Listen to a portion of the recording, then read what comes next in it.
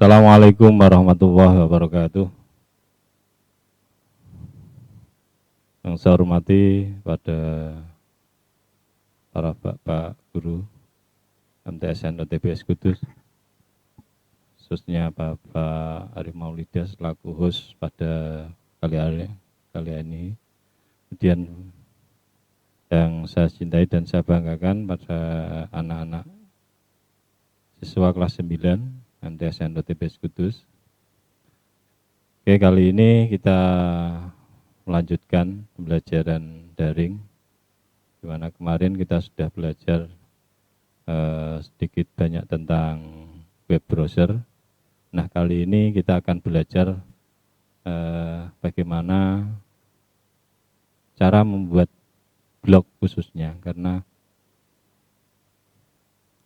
kalau sebelumnya anak-anak bisa menyiapkan, kalau yang di rumah punya laptop bisa disiapkan, atau paling enggak kalau memang tidak ada bisa pakai Android juga bisa itu, karena kalau nanti kita pakai blog menggunakan web blog atau blogger itu bisa langsung Android itu ada. Nah, sebelum kita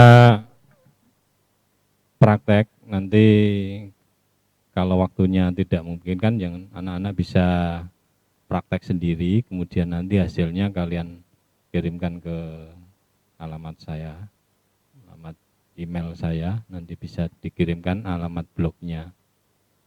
Oke.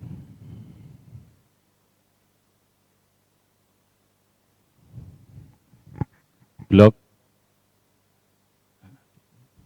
Nah, di sini tujuannya adalah kita belajar blog, yang mana nanti tujuannya kalian bisa mengetahui definisi blog.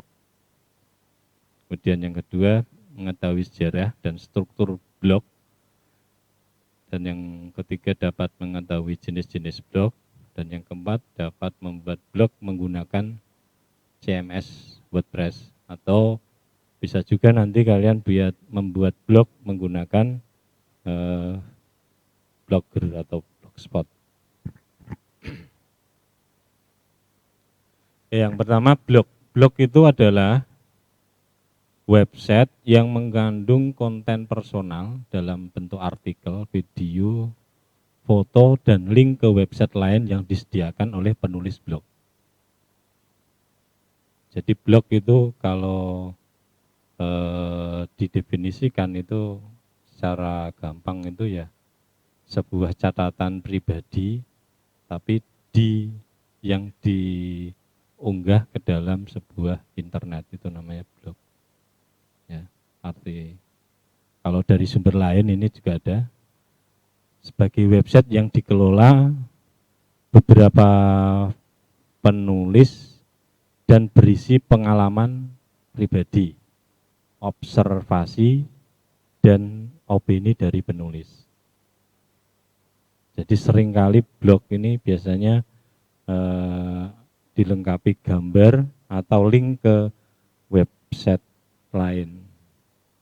Nah, contoh blog yang terkenal itu bisa kalian cari, blognya siapa itu? Yang penulis siapa? Tidak tahu.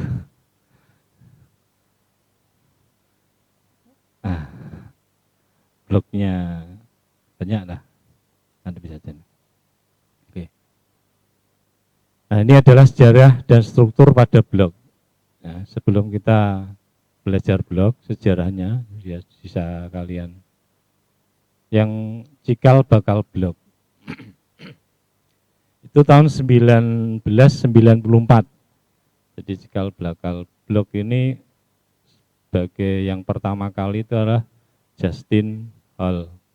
Ini pertama membuat itu pada bulan Januari 1994. Nama blognya itu Linksnet. Jadi ini Justin ini bisa dikatakan sebagai the founding father of personal blogger. Kemudian tahun 1997 itu lahir yang namanya istilah weblog. Ini diperkenalkan oleh John Berger melalui situsnya yaitu Robot Wisdom. Lanjut tahun 1999, weblog disingkat menjadi blog. Ini tahun oleh Peter Merholz, desainer Gruppen Open Table dan Jobben. Ini memperkenalkan istilah blog. Artinya istilah blog itu kependekan dari weblog. Lanjut di tahun 1999 lahir Blogger, kemudian Live Journal dan Jangka. Jadi selain menjadi tahun lahirnya istilah blog tahun 99, juga menjadi tahun lahirnya beberapa platform blog. Blogger, Live Journal dan Jangka itu lahir pada tahun 99. Terus tahun 2003 ini lahirnya WordPress dan akuisisi Blogger. Nah, ini adalah fakta terkait blog di Indonesia.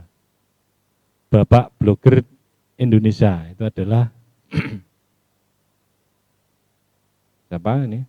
Yaitu Enda Nasution, disebut sebagai Bapak blogger Indonesia karena inisiatifnya dan kiprahnya adalah mengenalkan blog di Indonesia.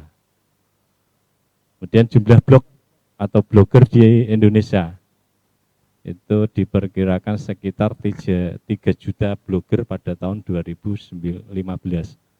Berarti ada peningkatan mungkin kalau sampai sekarang. Dan lagi ada Hari Blogger Nasional. Hari Blogger Nasional itu jatuh pada tanggal 27 Oktober tahun 2007. Ini yang memprakarsai itu adalah Menkominfo Muhammad Nuh. Nah, artinya di mana kenapa sampai diperingati, ini peringatan ini tujuannya adalah mendorong para blogger Indonesia untuk terus berkarya. Kemudian komunitas blogger Indonesia. Ini ada yang pertama Travel Blogger Indonesia atau TBI. Dan ada blogger perempuan network. Dan ada lagi Indonesia Social Blog Planner. Kemudian ada lagi kumpulan emak blogger. Dan yang terakhir ada warung blogger. Nah, terus contoh blog yang inspiratif itu adalah Trinity Traveler, kemudian sugeng.id, Diana Rikasari. Ini contoh blog inspiratif. Nah, kenapa sih harus ngeblog? Ini manfaatnya satu, melatih keahlian menulis. Jadi blog itu sebenarnya melatih keahlian menulis. Jadi anak-anak yang mungkin suka menulis, ya, coba kita manfaatkan, kita menulis di blog. Ya. Kemudian yang kedua, berbagi informasi dan pengalaman. Dan yang ketiga, ini manfaat blog itu adalah punya sarana personal branding, menghasilkan uang. Jadi ketika blog kita sudah banyak diakses dan diikuti orang banyak, biasanya dari situ akan muncul dari Google AdSense dan lain sebagainya itu biasanya akan langsung dengan sendirinya menawarkan pada blogger kita. Dan yang terakhir adalah manfaat blog itu adalah membangun network. Nah, oke, itu beberapa sejarah dan fakta-fakta tentang blog. Kemudian struktur standar blog. Di sini pada dasarnya, jadi ketika kita membuka aplikasi blog, baik itu Blogger, dari blogger.com atau wordpress.com atau yang lain, itu pada dasarnya memiliki struktur standar yang hampir sama. Nah, di sini ada beberapa catatan. Yang pertama ada yang namanya header. Header ini biasanya terletak di bagian atas blog. Istilahnya itu header itu ya judul. Ya, jadi itu judul blog, deskripsi blog atau dan menu blog. Kemudian yang kedua navbar. Jadi navigasi bar. Elemen ini biasanya terletak di atas header. Fungsi dari navbar ini untuk mempermudah editor atau pemilik blog dalam mengelola blognya.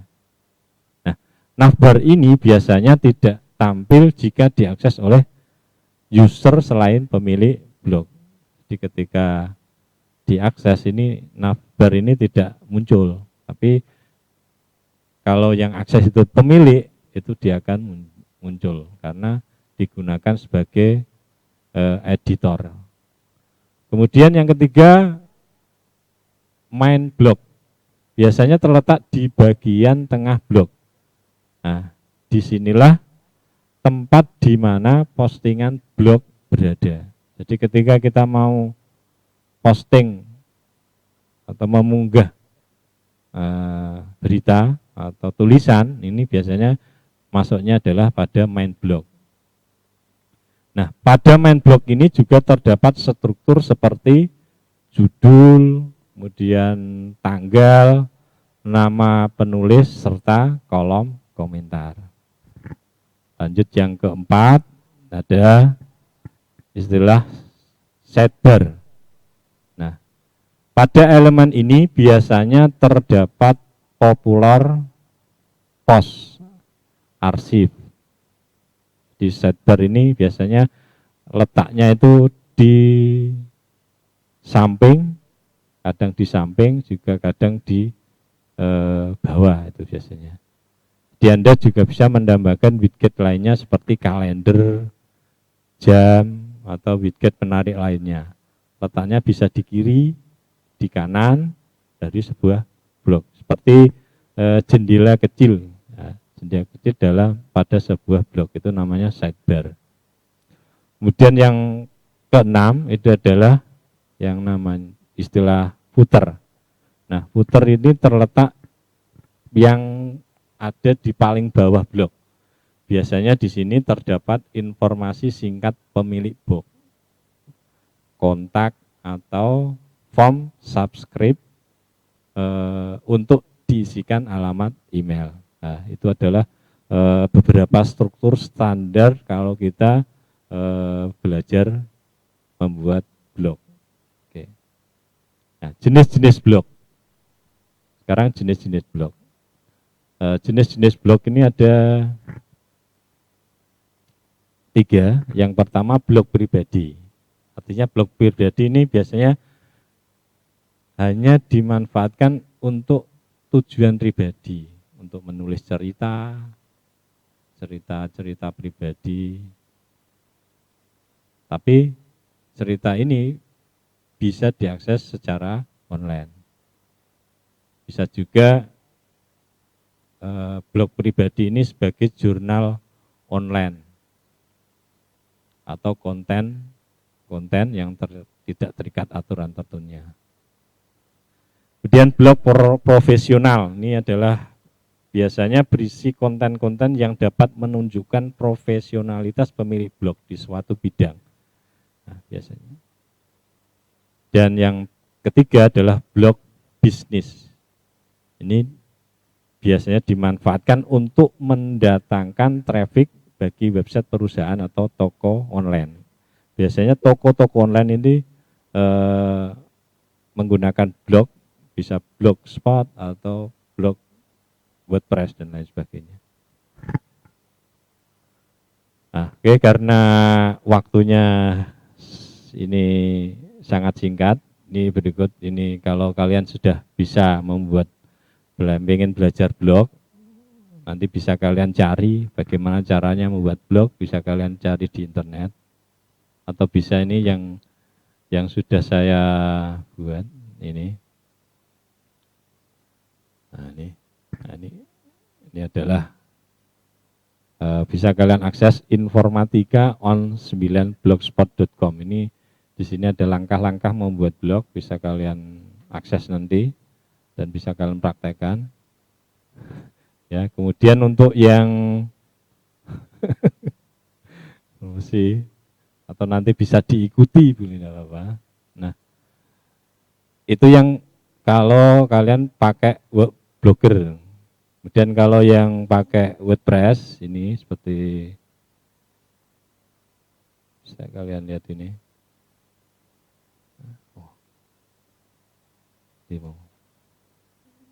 Ini membuat blog dengan WordPress. WordPress itu adalah sebuah CMS yang bersifat open source. Jadi WordPress itu bisa sangat mudah, bisa mudah dimengerti oleh orang lain.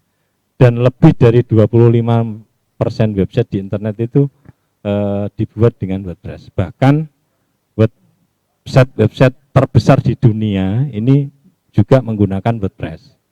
Jadi mungkin kalian bisa coba bagaimana caranya. Ini berikut ini. Yang pertama pendaftaran. Coba kalian buka alamat ini www.wordpress.com. Kemudian nanti kalian ikuti. Yang kedua, mulai situs web Anda. Setelah kalian masuk di sini, biasanya kita disuat untuk membuat akun kalau di WordPress. Tapi kalau di Blogger itu biasanya langsung menyatu dengan akun Google. Nah, kalau di sini, kalau WordPress ini kita membuat akun, mulai dari alamat email, pilih nama pengguna, kata sandi, buat akun. Selanjutnya membuat blog pribadi, maka pilih blog di sini. Nah, kemudian kita pilih headernya, di sini ada pilihannya. Nah, lanjutannya, coba di situ.